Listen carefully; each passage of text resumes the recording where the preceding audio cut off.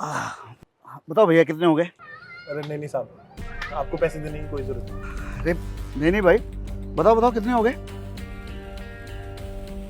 अरे नहीं साहब, मैं बोल रहा हूँ ना, मैं आपसे पैसे नहीं ले सकता। नहीं भाई बताओ, जो भी तुम्हारे 50-60 रुपए हैं मैं दे देता हूँ ना। साहब आपको याद है, मैं पिछले महीने भी आपको यहीं छोड़ने आया था साकिब से, और मैंने 50 की जगह आपसे 100 रुपये ले लिए थे, वो भी लड़ झगड़ के।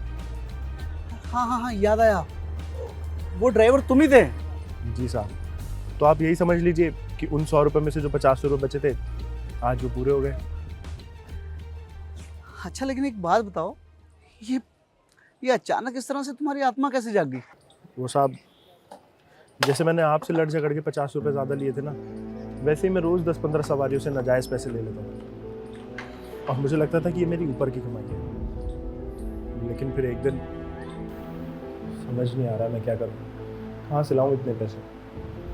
अगर हमारे परिवार में किसी एक को टीवी होती तो मैं कुछ कर भी पाता, लेकिन यहाँ तो तुम्हें और बच्चे दोनों को टीवी हो गया है। क्या करूँ? तुम परेशान मत हो, सब ठीक हो जाएगा। ऐसे ना हूँ परेशान।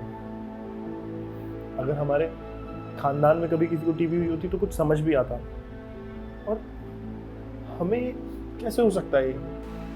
सब हमारे कर्मों का फल है। मुझे लगता है भगवान हमें पिछले जन्म की कोई सजा दे रहा है, तभी हमारे पास पैसे नहीं रुकते। हमने पक्का किसी का कुछ बहुत बुरा किया होगा, तभी सारे पैसे दवाइयों में खर्च हो जा रहे हैं। ऐसा तो नहीं कि जो लड़ लड़ कर अपनी सवारियों से ऊपर की कमाई के चक्कर में मैं ज़्यादा पैसे वसूलता हूँ, भगवान उसकी सज़ा मेरे पूरे परिवार को दे रहा है। क्या हुआ? कुछ नहीं, तुम आराम करो, मैं अभी थोड़ी देर में आता हूँ।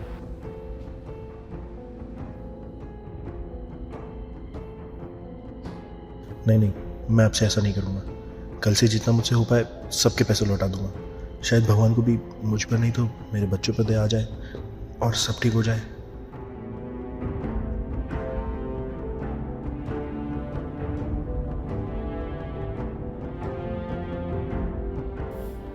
बस फिर मैंने उस दिन से सोच लिया कि मैं आपसे सिर्फ ईमानदारी से ही पैसे कमाऊंगा, क्योंकि अगर मेरा परिवार ही नहीं रहा तो इन फालतू और ये एक्स्ट्रा कमाई का मैं करूँगा क्या।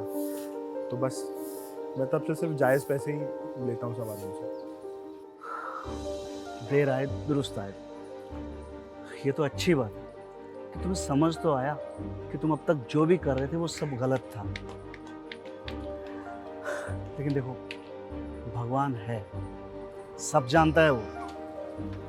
देखना, जिस तरह से कि तुमने ये आजकल ईमानदारी से काम करना शुरू कर दिया है ना, इसका फल भी तुम्हें जरूर मिलेगा। हमारी सारी परेशानियां दूर हो जाएंगी। जी साहब, शुक्रिया। और हाँ, ये डॉक्टर भूटानी का कार्ड है, ये मेरे बहुत अच्छे दोस्त हैं, टीबी का इलाज करते हैं और ये महीने में एक बार फ्री कैंप लगाते हैं। इनसे कांटेक्ट कर लेना और इनके पास मेरा नाम ले देना, तुम्हारा इलाज हो जाएगा। जी साहब, आपका बहुत बहुत शुक्रिया।